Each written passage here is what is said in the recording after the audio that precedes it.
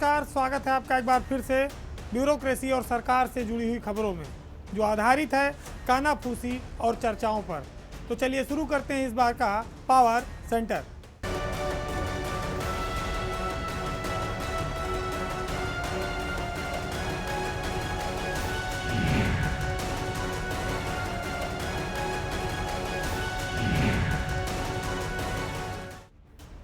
राजनीतिक दलों के लिए महापुरुष बड़ा मायने रखते हैं।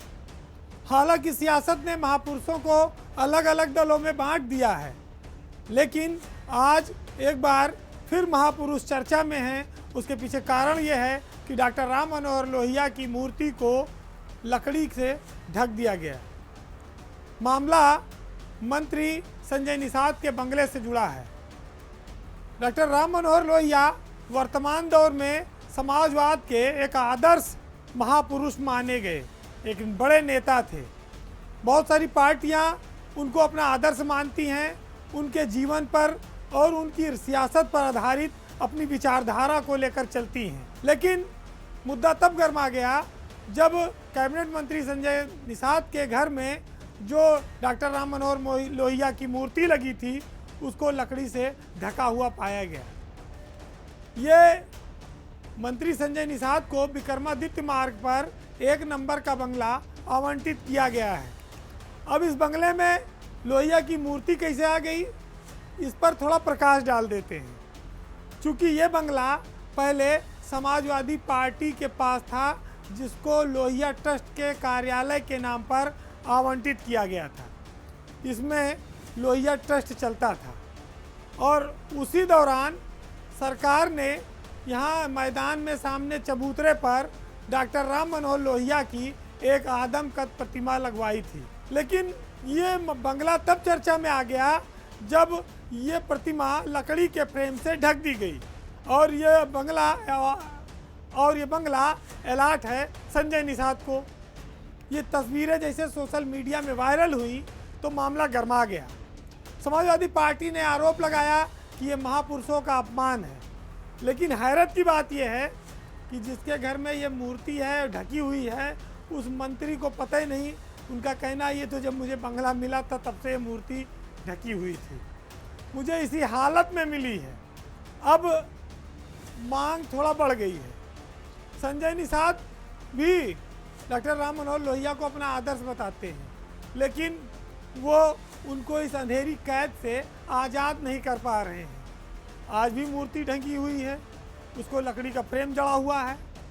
लेकिन कुछ सामाजिक संगठन हैं जो अब इस मूर्ति की आज़ादी की मांग करने लगे हैं। उन्होंने ऐसा न होने पर इस बात का ऐलान किया है कि अगर संजय निषाद ने मूर्ति को आज़ाद नहीं किया तो वह मंत्री के घर पे ताला लगा देंगे।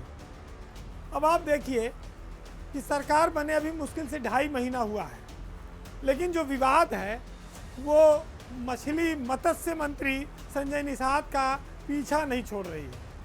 पहले एक मामला आया, उनके ऊपर आरोप लगा कि उनकी जगह उनका बेटा उनके विभाग का निरीक्षण कर रहा है। पीलीभीत में वो गए और मछली विभाग के तमाम जलाशय, बोट और इन सब चीज़ों का निरीक्षण कर डाला अपने साथियों के साथ। सोशल मीडिया पे बाकायदा वो तस्वीरें चली, बड़ी किरकिरी हुई।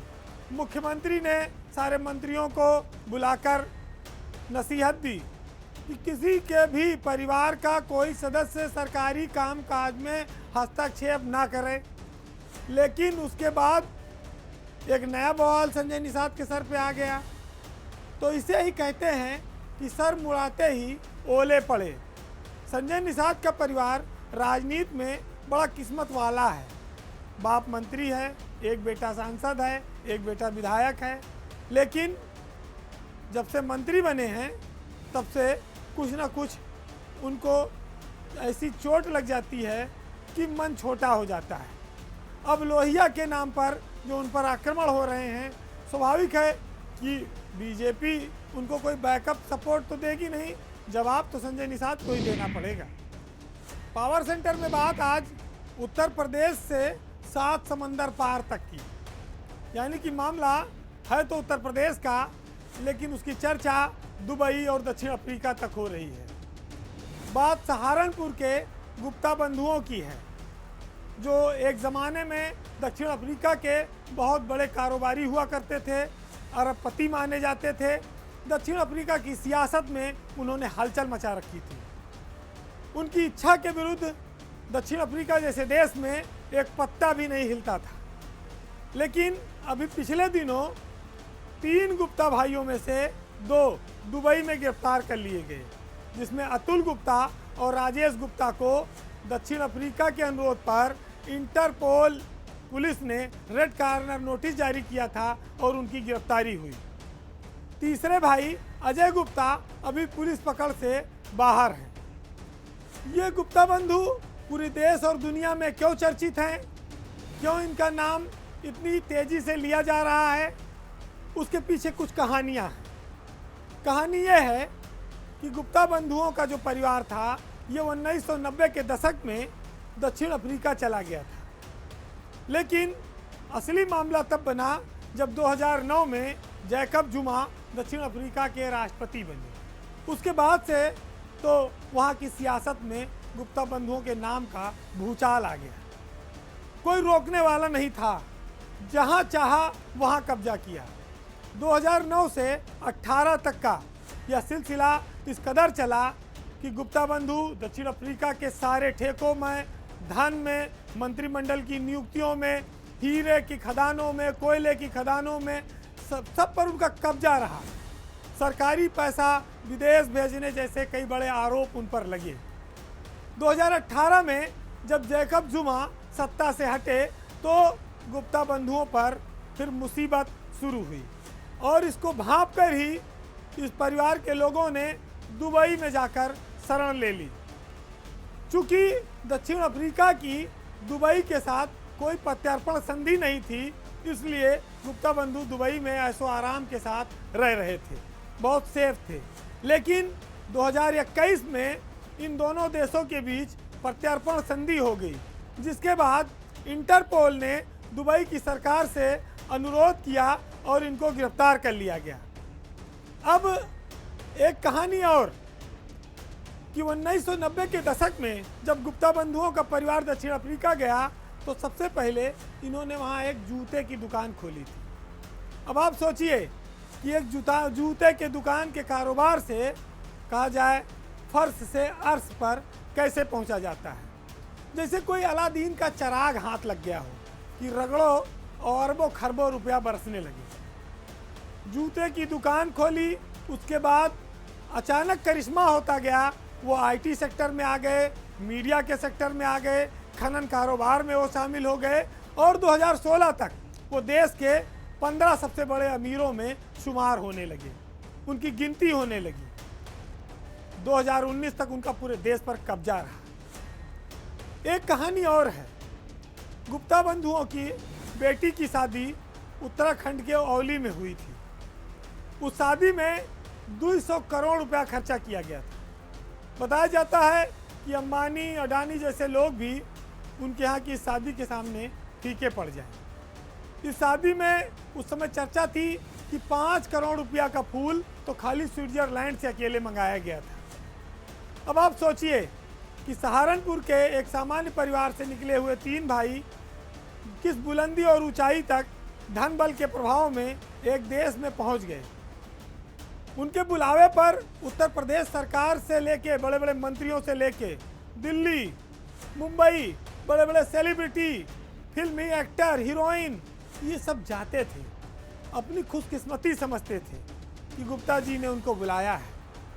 कौन ऐसा था रसूखदार जो गुप्ता के आमंत्रण को स्वीकार न करता हो, जो उनकी महफिल में शामिल न हुआ हो। नाम बहुत सारे हैं, खुलासा ठीक नहीं होगा।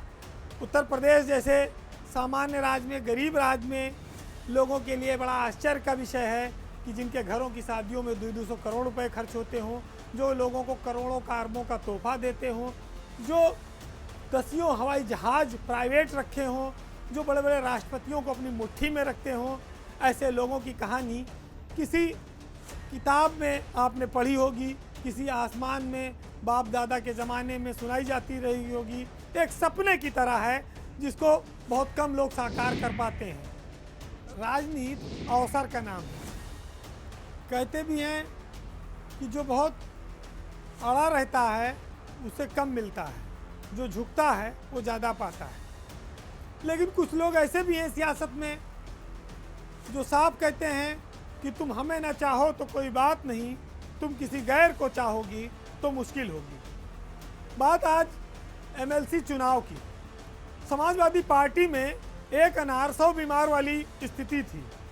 एमएलसी चुनाव को लेकर बड़ा घमासान हुआ। सीटें कम थी, चाहने वाले ज़्यादा थे। जिन्हें मिली वो खुश हैं, लेकिन जिन्हें नहीं मिली वो गठबंधन में कहीं दरार है तो कहीं नाराज़गी है, कहीं दुख है, कहीं आश्वासन भी है। कहा यह जा रहा है कि ओम प्रकाश राजभर अपने बेटे के लिए एमएलसी का टिकट चाहते थे, उनको नहीं मिला। केशव देव मौर्य भी चाहते थे कि उनको भी मिले। जो जनवादी पार्टी है, संजय चौहान जिसके नेता हैं, वो भी चाहते थे कि उनको एमएलसी बना दिया जाए। लेकिन गठबंधन के सारे साथी निराश रहे।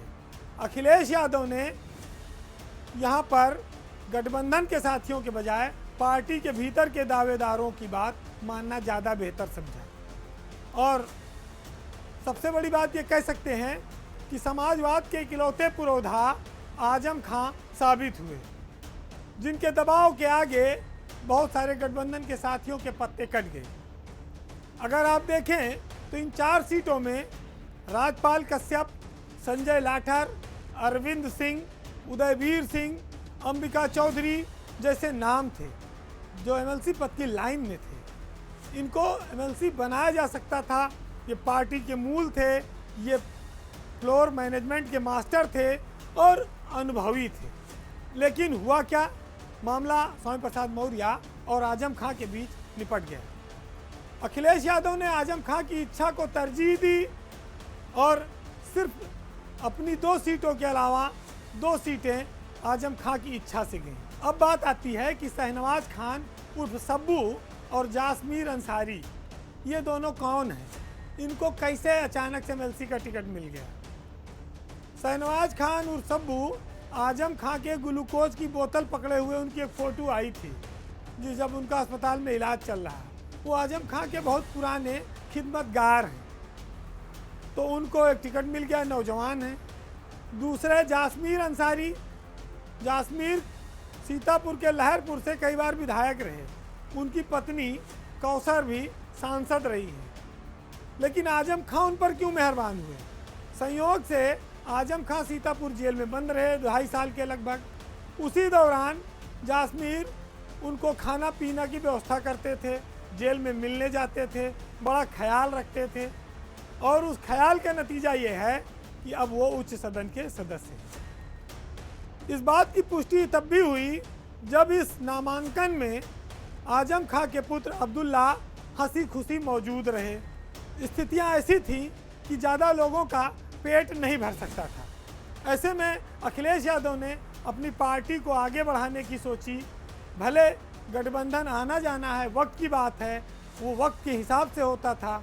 जब चुनाव था तब हुआ, अब चुनाव 2024 में है, तब तक क्या तस्वीर बनेगी, ज़्यादा उन्होंने परवाह नहीं की। लेकिन ये ज़रूर है कि राज्यसभा से लेकर विधान परिषद तक हर जगह अगर किसी की चली तो आजम खां की।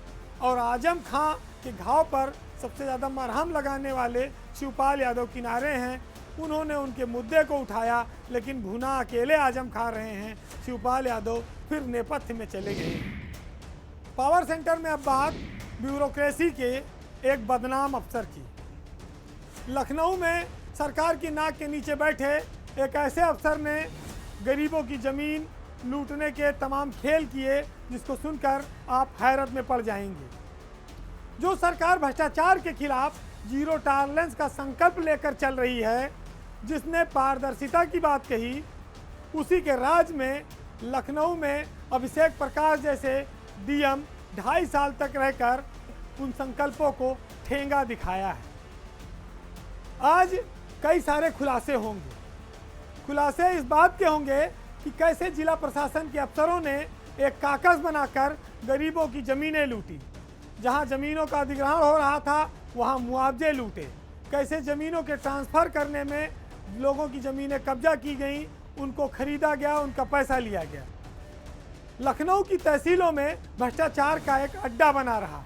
एक काकस था जो राजस्व परिषद से लेके लखनऊ के जिला प्रशासन तक, उसमें जिला अधिकारी के संरक्षण में तहसीलदार, कानून गो, लेखपाल और राजस्व परिषद के निजी सचिव विवेकानंद डोबरियाल तक शामिल रहे। सबसे पहले बात सरोजनी नगर में, जहां कानून गो जितेंद्र सिंह की, जो जिला अधिकारी अभिषेक प्रकाश का बेहद निकट और खजांची माना जाता था, उसने जब डिफेंस कॉरिडोर की ज़मीनों का अधिग्रहण शुरू हुआ तो अपने भतीजे, ड्राइवर और चपरासी के नाम पर लोगों की ज़मीनें लिखवा ली और उनसे करोड़ों का मुआवजा उठा लिया। बनथरा के भटगांव इलाके में किसानों की ज़मीनें जितेंद्र सिंह और अभिषेक प्रकाश के राज में खूब लूटी गईं। यह जो खजांची है, यह लग्जरी जीवन शैली जीने का आदी है। प्राइवेट जेट में उसकी कुछ तस्वीरें सोशल मीडिया पर बेहद वायरल हुई। इतना ही नहीं, उनके पास जितेंद्र कुमार जैसे कई सारे कानून गो थे। अभिषेक प्रकाश के राज में कोई एसडीएम किसी भी तहसील में लखनऊ की 6 महीने से ज़्यादा नहीं रह पाया। वह एक बदनाम अफसर रहे, लेकिन सरकार की नज़रों में उनके नंबर हमेशा बढ़े रहे। उनकी गंदगी से पूरा जिला वाकिफ रहा। जहाँ जहाँ वो रहे, वो अपने कारनामे को लेकर चर्चित रहे। उनके अतीत भी तमाम कहानियों से भरे पड़े हैं, लेकिन लखनऊ में सरकार की नाक के नीचे बैठकर इतनी हिम्मत से इस तरह का भ्रष्टाचार करने का किसी में क्षमता नहीं थी। जब तक कहा जाता है कि जिसके सैया कोतवाल होते हैं, उसको डर किसी का नहीं होता। लखनऊ में गरीबों की ज़मीन लूटने का जो काकस था, उसमें राजस्व परिषद के चेयरमैन का एक निजी सचिव जो अब रिटायर्ड है, विवेकानंद डोबरियाल, वो भी शामिल था, जिसके इशारे पर तहसीलदार और कानून गो भी काम करते थे। उसके खिलाफ कैसरबाग थाने में अपर मुख्य सचिव उन्नीस अवस्थी के निर्देश पर मुकदमा लिखा गया। उसकी संपत्तियों की जांच हो रही। उसकी गिरफ्तारी के लिए एसटीएफ लगाई गई। 25,000 का इनाम हुआ, फिर 50,000 का इनाम घोषित कर दिया गया। इतना ही नहीं, जांच पड़ताल चलती रही। उसके बाद तब जाकर जितेंद्र सिंह पर अब एक बनथरा थाने में मुकदमा लिखा गया जमीन लूटने का। मोहनलालगंज तहसील का भी एक कारनामा है, जहां एक का कानून गो प्रशांत शुक्ला जिला अधिकारी अभिषेक प्रकाश का बड़ा खास था, जिसने फर्जी सर्टिफिकेट पर नौकरी हासिल की थी। औरैया के जिला अधिकारी 2 साल से चिट्ठी लिख रहे थे कि इसके कान की जांच कराइए, श्रवण शक्ति के आधार पर दिव्यांगता दिखाकर इसने नौकरी ली है, वो फर्जी है। लेकिन अभिषेक प्रकाश उस मामले को दबाए रहे। जब राजस्व परिषद की आयुक्त भी चिट्ठी लिखकर हार गई, मीडिया में मामला उछला, तब 6 महीने में जाकर उसकी जांच हुई और वो मामला फर्जी पाया गया। अब प्रशांत शुक्ला को डीएम ने जाते जाते निलंबित कर दिया। फर्जी कागजों पर नौकरी करने वाले कैसे अपने आकाओं के इशारे पर काम करते होंगे, कितनी धांधलियाँ करते होंगे, आप इनका अंदाज़ा लगाइए। जब जब जितेंद्र पर आफत आई, अभिषेक प्रकाश ने उसे बचाने के लिए कभी मलिहाबाद ट्रांसफ़र कर दिया, कभी बीकेवटी ट्रांसफ़र कर दिया, और कुछ दिन बाद फिर उसे कहीं सरोजनी नगर तो कहीं मोहनलालगंज ले आए, जहाँ पर लखनऊ विकास कर रहा था। बड़े बड़े बिल्डर हैं, बड़ी बड़ी ज़मीनें हैं, बड़े बड़े माल हैं। तो गुलाबी गैंग की चमक ने पूरे लखनऊ को अंधा कर रखा था। अफसरों ने सरकार की आंख के सामने काला पर्दा डाल दिया था। सिर्फ दिखावे के लिए कार्रवाई होती रही। एक मामला और आया, जब अहिमा मऊ की एक ज़मीन को इन लोगों ने खुर्द-बुर्द कर दिया। मामला खुला तो कहा गया कि कूट रचना से ये ज़मीन जो थी वो दूसरे के नाम ट्रांसफ़र कर दी गई, लेकिन उसमें भी यही जितेंद्र सिंह और अभिषेक प्रकाश के लोग शामिल थे। अभिषेक प्रकाश उत्तर प्रदेश की ब्यूरोक्रेसी के लिए एक ऐसा दाग बनते जा रहे हैं जिनके ऊपर भ्रष्टाचार को संरक्षण देने के बहुत सारे इल्ज़ाम हैं। हर स्तर पर वो लग्जरी लाइफ जीते हैं। अंसल में कहा जाता है कि उनका एक बहुत बड़ा प्लाट मकान बन रहा है, जिसकी तस्वीरें आप देख सकते हैं। कई करोड़ रुपया उसमें लग चुका है। एलडीए के वो बीसी भी थे, तो उनसे नक्शा कौन मांगता? हो सकता है कि उन्होंने नक्शा भी पास कर लिया हो अपने हाथ से, अपनी ही जांच खत्म कर लेते हैं। अफसर एक, कारनामे अनेक। आपको याद होगा कि आम आदमी पार्टी के सांसद संजय सिंह ने एक बार कहा था कि लखनऊ का डीएम अभिषेक प्रकाश इतनी अकूत संपत्ति का मालिक है कि उसकी संपत्तियां गिनते गिनते आप थक जाएंगे। कहाँ लखनऊ से लेके नोएडा, उत्तराखंड, बिहार, कहाँ कहाँ पर अभिषेक प्रकाश का प्रभाव नहीं है। ये सरकार क्यों आंखें मूंदे रही, ये बहुत बड़ा विचित्र सवाल है। लेकिन हैरत की बात है कि हम जब जनता के सामने ये कहते हैं कि सरकार भ्रष्टाचार के खिलाफ है और किसी दोषी को बख्शा नहीं जाएगा, तो क्या ये लगता है कि कानून सबके लिए बराबर है? कानून एक मकड़ी का जाला है जिसमें छोटे मोटे कीड़े तो फंसते हैं, लेकिन जब बड़े आते हैं तो वो जाले को फाड़ के बाहर निकल जाते हैं। उसी का नाम अभिषेक प्रकाश है। बहरहाल आज के पावर सेंटर में इतना ही।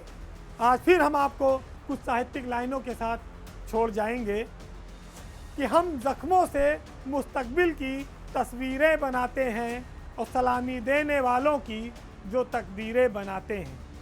हमारे सिर फिरे जज्बात कैदी बन नहीं सकते, हवाओं के लिए क्यों आप जंजीरें बनाते हैं।